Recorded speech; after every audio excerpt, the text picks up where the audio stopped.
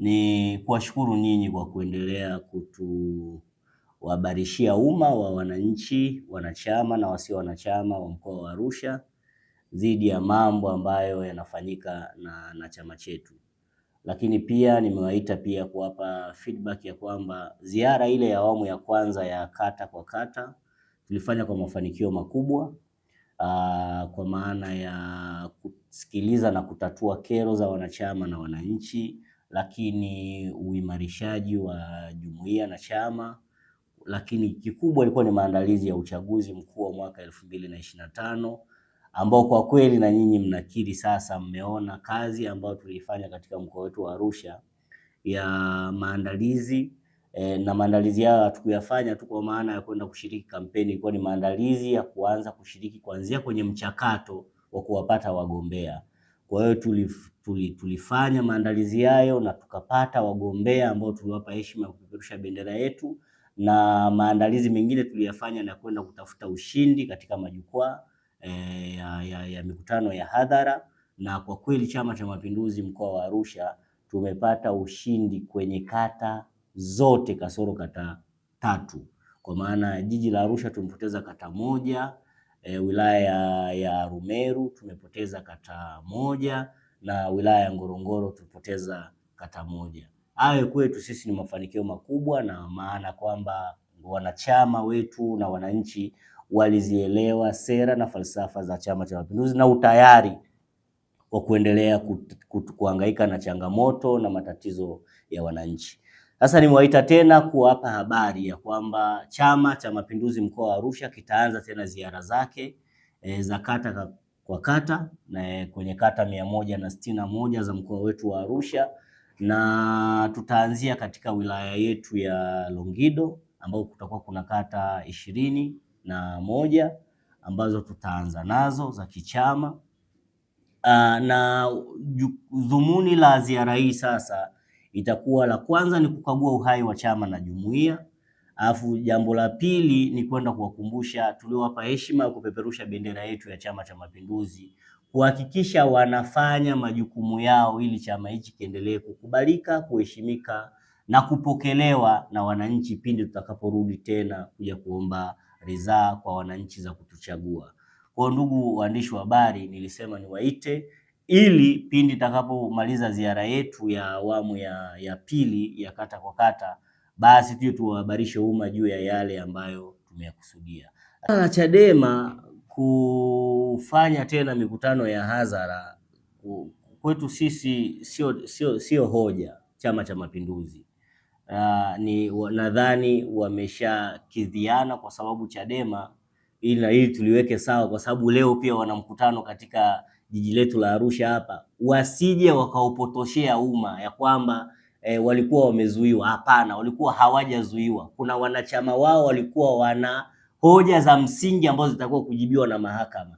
Nadhani baada ya kumaliza hoja zao sasa wameruhusiana, sio Chadema imeruhusiwa, wameruhusiana baada ya kufanyaje ya kujibu hoja za msingi za wanachama wa Chama cha Demokrasia na Maendeleo ambao walizipeleka mahakamani. Kwa sisi kama Chama cha Mapinduzi tunaendelea kuwakaribisha kwenye ulingo huu, na tunaendelea kuwasihi waendelee kukubaliana ndani kama chama kiendeshwe na watu watatu, wakubaliane ndani mpaka ukisikia wanachama wamekipeleka chama mahakamani na ikapelekea kufanya zuio hilo la wanachama, basi ni chama ambacho kinatakiwa kiendelee kujizatiti kama wanavyojiita chama kikuu cha upinzani. Basi ukuu huo uonekane kuanzia kwenye kukubaliana wao kwa wao. Sisi Chama cha Mapinduzi tuko tayari kuwapokea, tulikuwa tayari, tumeshakuwa nao, tunawataka tuendelee kuwa nao, kwa sababu nchi hii ni nchi yenye mlengo wa vyama vingi. Kwa hiyo wakaribie sana baada ya kukubaliana, kwa sababu leo Lema akawi kudanganya ya kwamba walikuwa wamefungiana. Hata yani leo kwenye mkutano wa leo, chukueni haya maneno, akawi kusema baada ya sisi sasa kuruhusiwa, wameruhusiana wanachama wa Chadema na Chadema wenyewe kama viongozi wamekubaliana, hawakufungiwa, walifungiana wenyewe.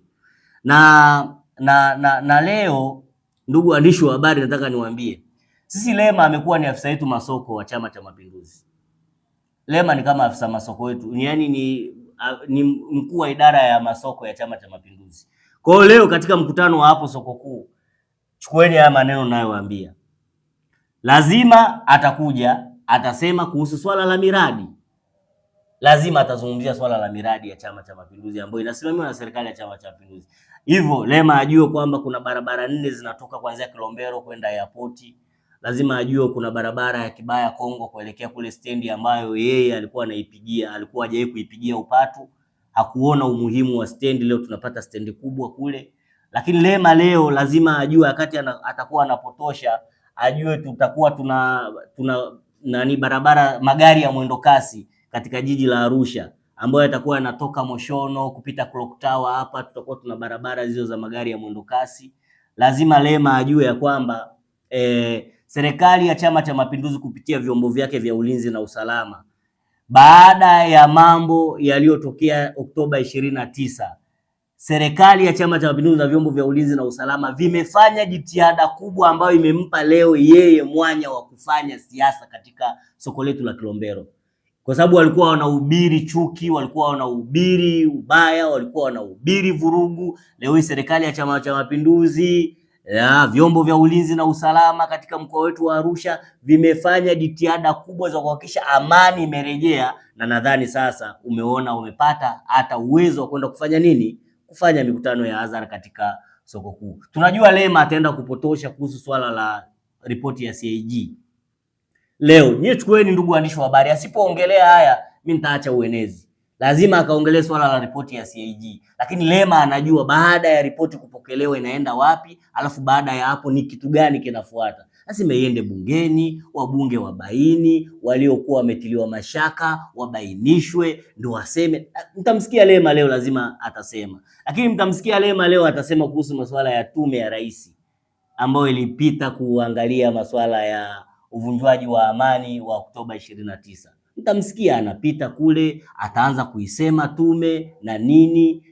Hayo mambo lazima Lema leo ayaseme, na tutamkumbusha tu kwamba rais ana wajibu wa kuunda tume, na tume hiyo haiko katika kumfanya kila mtu aamini, hiko katika kumuonyesha kila mtu ukweli uliofanyika, na tume imefanya kazi yake. Swala la wao kuamini au kutokuamini, sasa hilo ni jambo lingine. Lakini Lema leo pia mtamsikia lazima atasema kuhusu swala la waziri mkuu, swala la sikiliza na kutatua kero za wananchi. Lazima mtamsikia anasema kejeli, na mnajua ndugu waandishi wa habari, hauwezi ukakatishwa tamaa kwa kitu ambacho ukiwezi. Unakatishwa tamaa na jambo ambalo unaliweza. Chama cha Mapinduzi kupitia mtendaji mkuu wa serikali, Waziri Mkuu Daktari Mwigulu Lameck Nchemba, kimeendelea kuwa ndio sikio la wananchi na ndio kemeo na tatuzi la shida na changamoto za wananchi. Kwa hiyo mtamsikia leo anasema Mwigulu anasikiliza kero ndogo ndogo. Hiyo kazi ndio chama inaiweza, na hiyo kazi ndio tuliomwelekeza waziri mkuu, na hiyo kazi Mwigulu anaiweza na ataendelea kuifanya leo. Lakini lazima mtamsikia anaisema. Lakini baada ya hapo, ndugu waandishi wa habari, najua leo mtakuwepo pia hapo Ijumaa leo majira ya saa 10.